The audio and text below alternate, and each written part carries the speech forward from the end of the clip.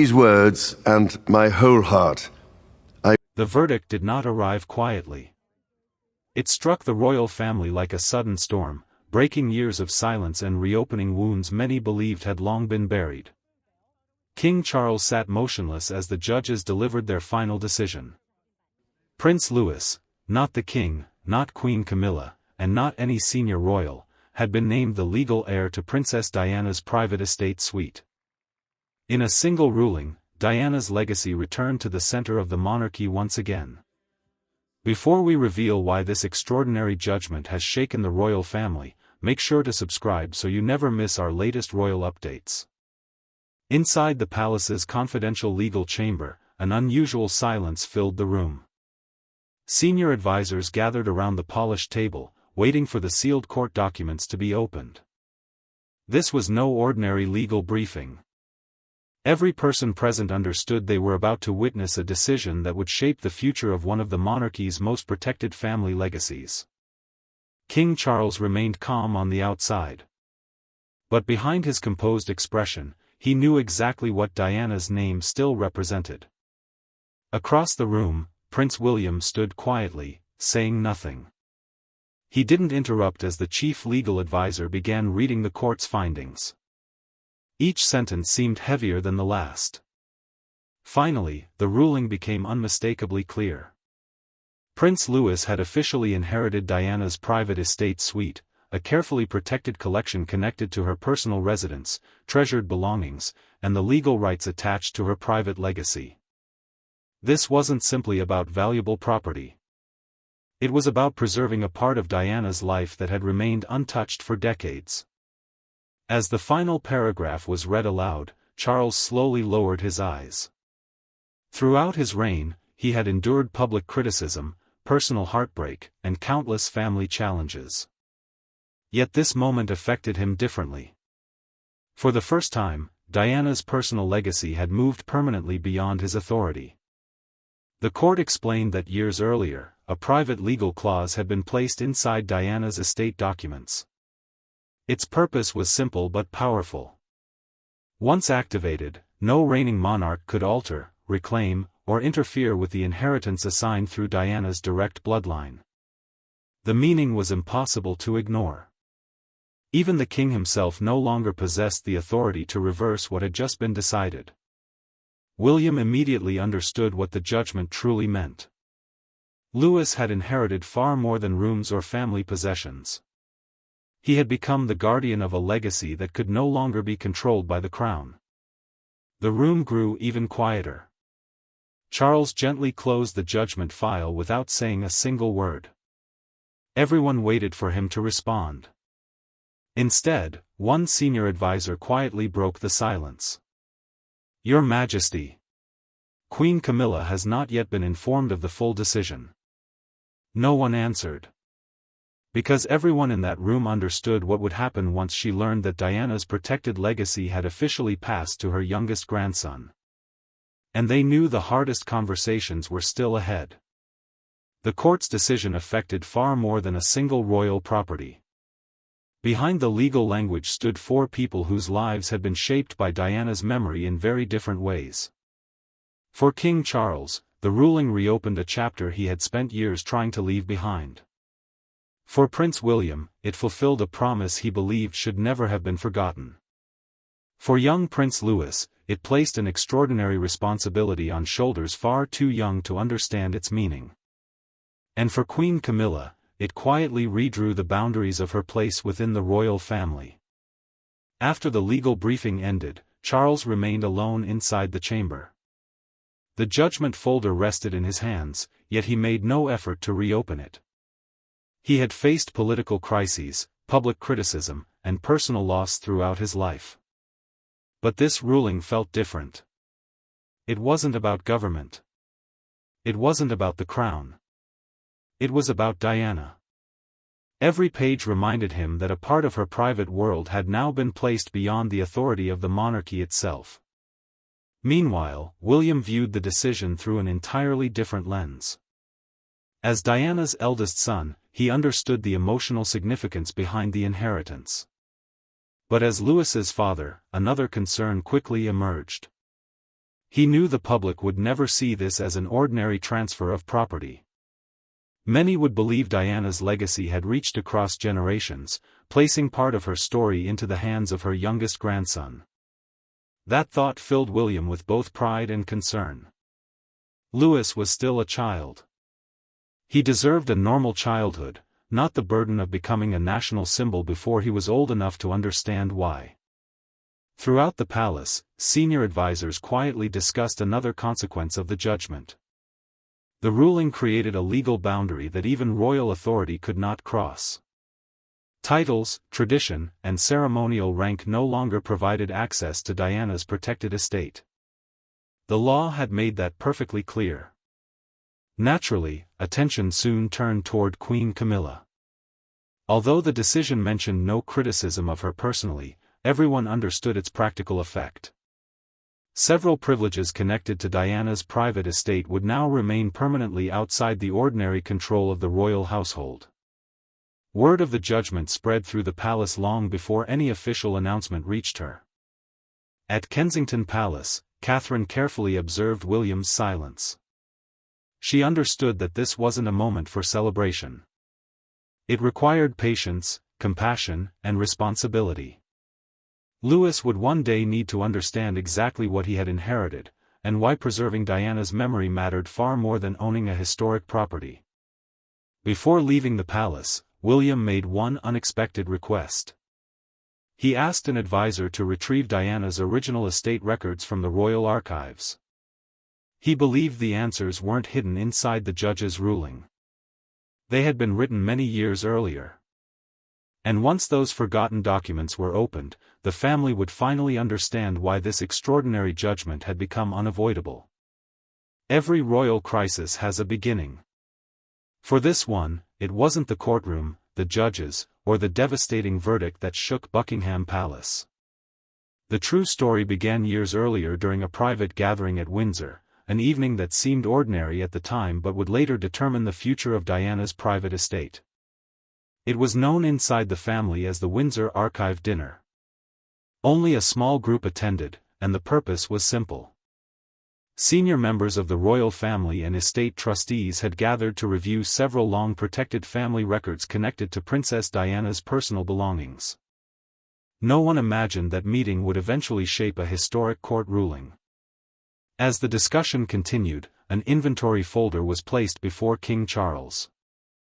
Unlike ordinary royal records, this file contained details about Diana's private estate suite, its preserved rooms, personal belongings, and the legal protections attached to them. The atmosphere quickly became tense. One difficult question dominated the conversation. Should Diana's private estate remain permanently protected for her direct descendants, or should it eventually become part of the wider royal household under palace management? At first, no one answered. Everyone understood what was truly being discussed. This wasn't simply about property. It was about deciding who would protect Diana's personal legacy long after the current generation was gone. Prince William finally broke the silence. He remained calm, but every word carried unmistakable conviction. "My mother's private world should never become another ceremonial attraction," he said firmly. "It belongs to her family, not to palace administration."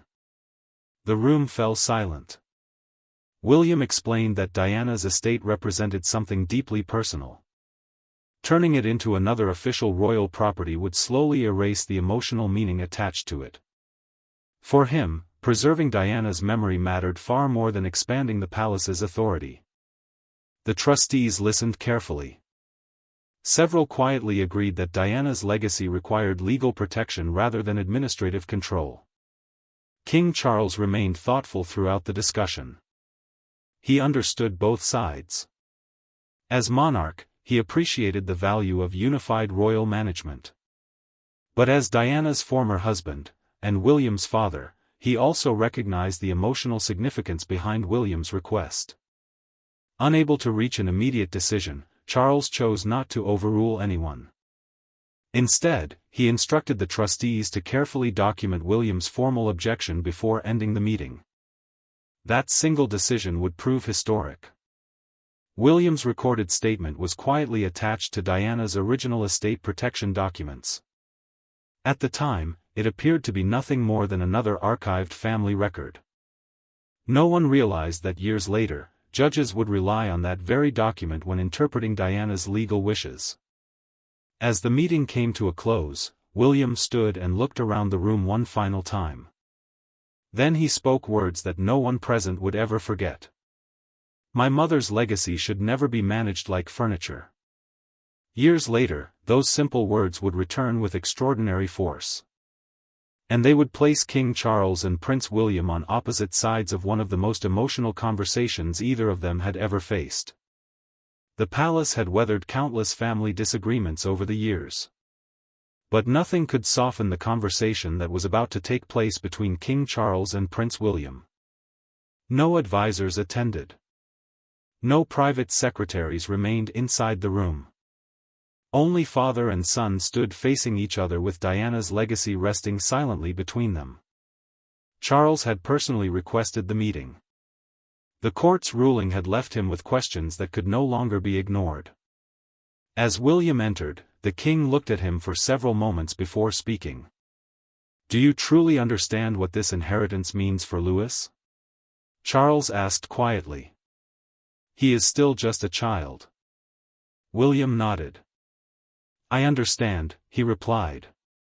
"That's exactly why his childhood must be protected." Charles slowly walked toward the window. "My concern isn't only the estate," he admitted. "It's the weight that comes with Diana's name." He feared that Louis would one day carry expectations no young boy should ever have to face. William listened carefully before answering. "Louis never asked for this responsibility," he said. "But he also shouldn't lose part of his grandmother's legacy because others find it difficult to accept." The room fell silent. William continued. "My mother's private estate isn't a trophy, and it isn't a symbol of victory. It represents the last part of her personal world that remained untouched." Charles lowered his eyes. For years he had tried to balance duty with painful memories. Yet every discussion involving Diana seemed to bring him back to the same place. Finally, the king admitted something he had rarely spoken aloud. "Every decision involving Diana still feels like another judgment on my past." His voice carried more sadness than anger. William understood his father's pain. But he also believed some promises were too important to compromise. Then he revealed something Charles had not expected. "The judges didn't rely only on Diana's legal documents," William explained.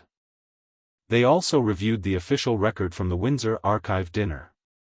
Charles looked up immediately. For a moment, he said nothing. He suddenly realized that William's recorded objection years earlier had become one of the strongest pieces of evidence supporting the court's interpretation. The decision made at Windsor had finally returned. Only now, it carried legal authority. Charles slowly turned away. He understood that his hesitation years before had allowed Diana's original wishes to remain protected exactly as they had been written. William stepped closer. "This isn't about controlling Diana's memory anymore," he said quietly. "It's about protecting it for the next generation." Neither man spoke again. Because both understood that the judgment could no longer be changed. And while father and son struggled to accept the outcome, another important meeting was already being prepared, one that would officially explain exactly what Prince Louis had inherited, and why even the crown could no longer alter it. Later that afternoon, King Charles entered a private meeting with the estate trustees. Unlike the emotional conversation he had just shared with William, this gathering focused entirely on the legal reality of the court's ruling. William and Catherine quietly took their seats nearby. Neither of them spoke. They simply listened as the chief legal advisor opened Diana's estate file and began explaining exactly what Prince Louis had inherited. "This ruling goes far beyond ownership," the advisor said. "The estate suite is protected under a legally binding trust." He explained that the trustees were responsible for preserving Diana's private legacy exactly as outlined in her estate documents. Their responsibility was not to follow palace tradition or royal preference, but to honor the legal instructions left behind. Every room connected to the estate, every preserved personal belonging, and every privilege attached to the suite remained protected under that trust. Nothing could be altered without following the conditions Diana herself had established. As each section was read aloud, Catherine glanced toward William. She saw relief in his expression, but also concern. Louis was still far too young to understand the significance of what had just become part of his future.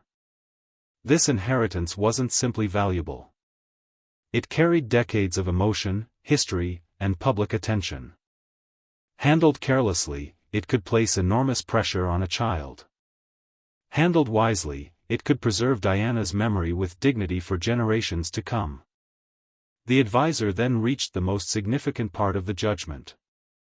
Under the court's ruling, he explained, the Crown cannot repurpose, transfer, or incorporate the estate suite into ordinary royal management without Prince Louis's future consent. The room fell completely silent. For the first time, the legal limits placed upon the monarchy became unmistakably clear. Even King Charles could not redirect the suite for ceremonial use or absorb it into the wider royal household.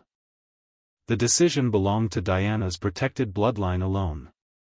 Moments later, another clarification followed. Queen Camilla could not receive symbolic authority over the estate through the king's position. The judgment had deliberately separated Diana's private legacy from the ordinary powers of the royal household. William remained calm, but he fully understood the importance of those words. The court had drawn a permanent legal boundary around Diana's personal world. After the briefing ended, Catherine quietly asked the question that everyone had been thinking. When will Camilla be informed? The advisor slowly closed the estate file. Very soon, he replied. And once she learns the full extent of the ruling, its impact will be felt throughout the palace. No one in the room doubted it. Because the next chapter of this story wouldn't unfold inside a courtroom. It would begin the moment Queen Camilla came face to face with a door that, by law, she could no longer enter. For Queen Camilla, the court's ruling became real not inside a courtroom, but in one quiet palace corridor. She had been informed that a routine household briefing would take place regarding Diana's private estate suite. Expecting an ordinary administrative update, Camilla walked confidently toward the familiar corridor where senior household staff were waiting. Something immediately felt different. A senior palace officer stood outside the entrance, his expression unusually serious. He didn't greet her with his usual smile. Nor did he step aside. That brief moment of hesitation told Camilla everything she needed to know. Before she could speak, the officer respectfully explained the situation. Your Majesty, he began carefully, under the court's ruling, Diana's private estate suite has officially entered Prince Louis's protected guardianship. Until further notice, access is restricted under the terms of the legal trust. For a few seconds, Camilla remained completely still. She had expected changes. She had not expected a legal boundary. The officer continued. He explained that the suite was no longer considered part of the palace's ordinary administrative responsibilities. Any future review, ceremonial planning, or household management connected to those rooms would require compliance with the trust established under Diana's estate. The rules no longer rested with palace officials. They rested with the legal protections attached to Prince Louis's inheritance. The meaning was impossible to ignore. Diana's private world now existed outside the everyday authority of the royal household.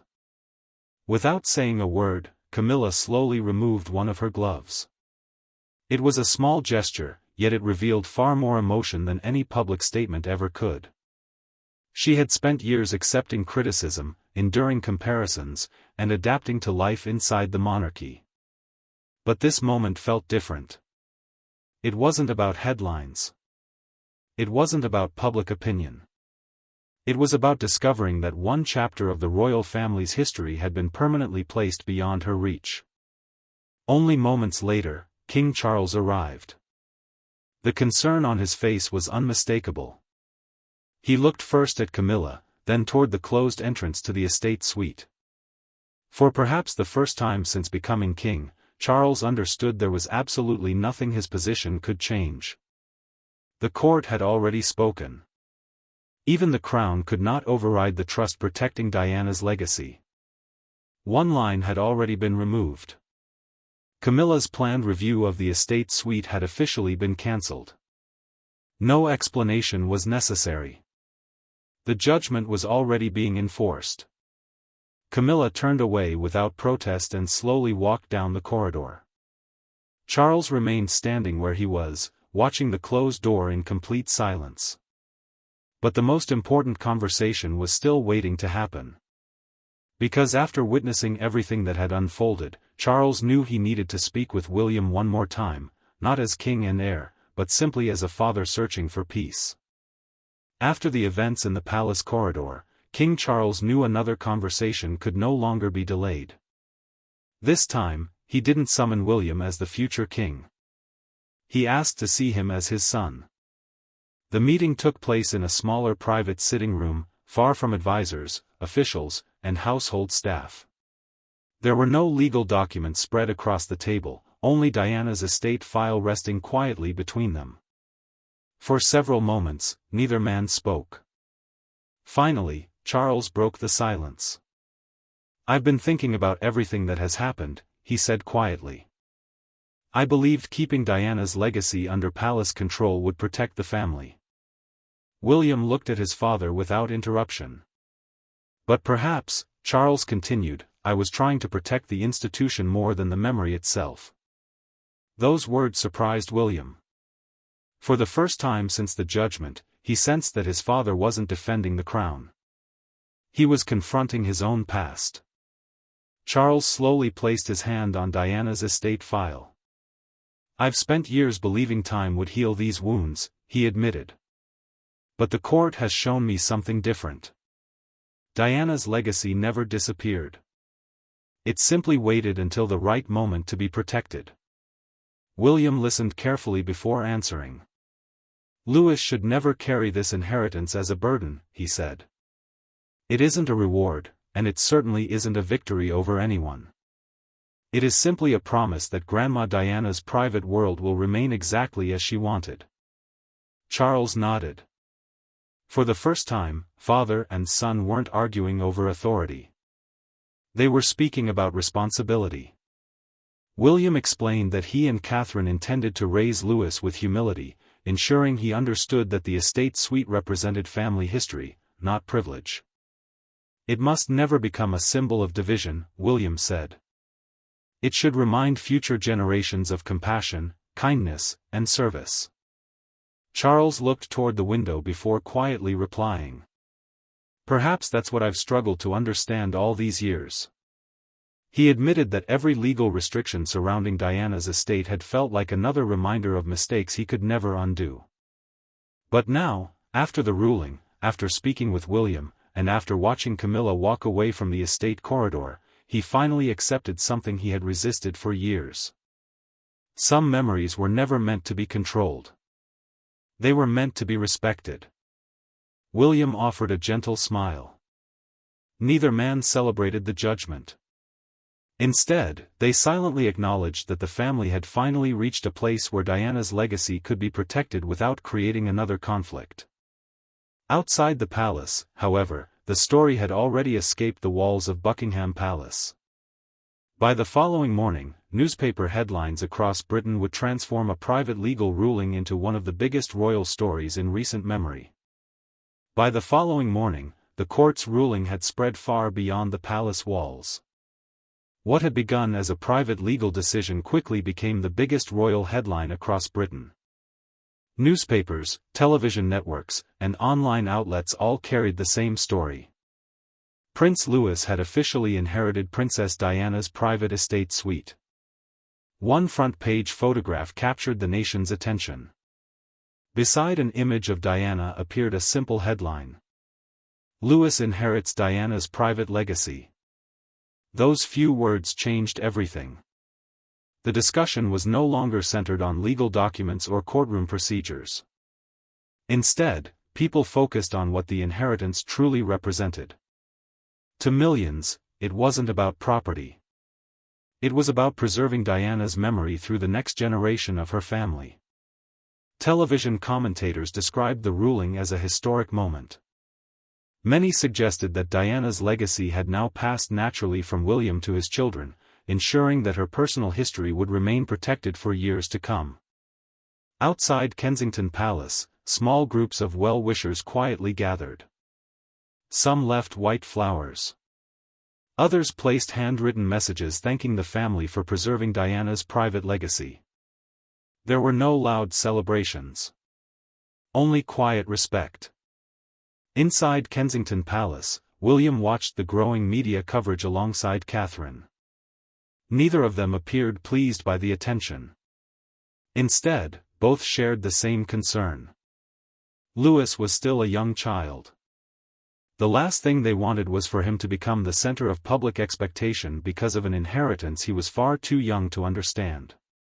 Catherine gently reminded William that their greatest responsibility wasn't protecting the estate. It was protecting their son.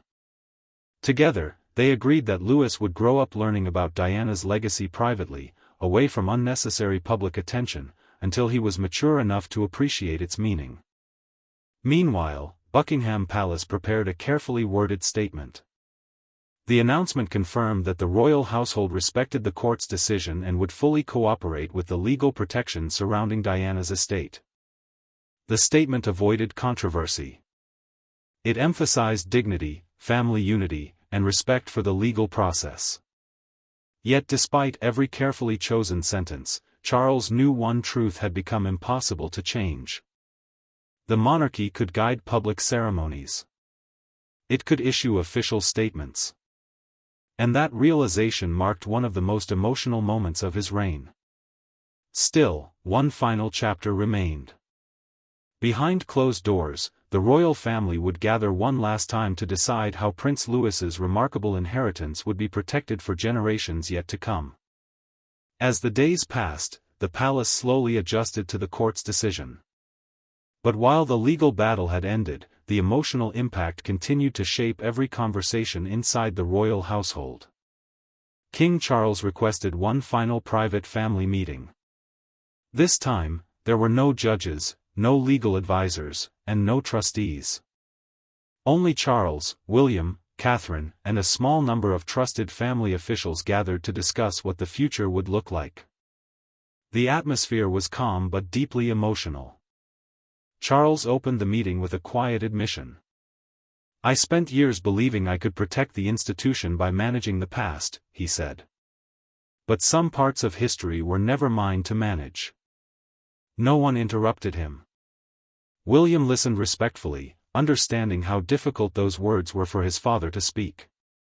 Charles continued by acknowledging that Diana's private estate had become something far greater than a collection of rooms or family possessions. "It represents trust," he said. "And trust can only survive when people respect the promises that created it." William nodded. He assured the king that Louis would never be raised to see the estate as a prize or a symbol of status. Instead, he and Catherine would teach him that preserving Diana's memory carried responsibility, humility, and compassion. Catherine then shared her own thoughts. She explained that Louis deserved the opportunity to grow up as an ordinary child for as long as possible. When the time eventually came, the story of Diana's estate would be shared with him privately, within the family, not through newspaper headlines or public expectations. Charles appreciated her words. For the first time since the judgment had been announced, he felt that Diana's legacy might finally be protected without creating another division inside the family. The meeting concluded with one important agreement. Until Prince Louis reached adulthood, William and Catherine would act as guardians of Diana's private estate, ensuring every part of it remained preserved exactly as intended.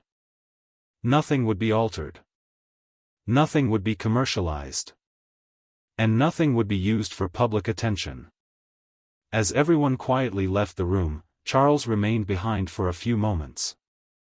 Looking out the palace window, he reflected on everything that had changed. The court had not taken something away from the monarchy. It had simply reminded the family that some legacies belonged to history itself.